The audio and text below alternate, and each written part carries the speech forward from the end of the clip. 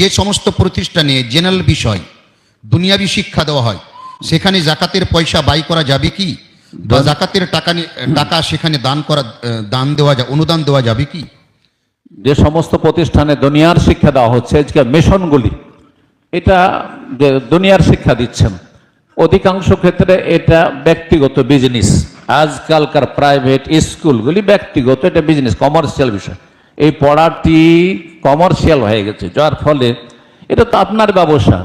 আমার যদি মিশন থাকে তাহলে সেটা থেকে লাভ লস আমার, যেটি বাঁচলো আমার আর কমলে সুতরাং বললে হারামান তো বললে হারাহা, যেই ব্যক্তি লাভ নেবে সেই ব্যক্তিকে লস নিতে হবে যদি ঘাটতি হয় তাহলে।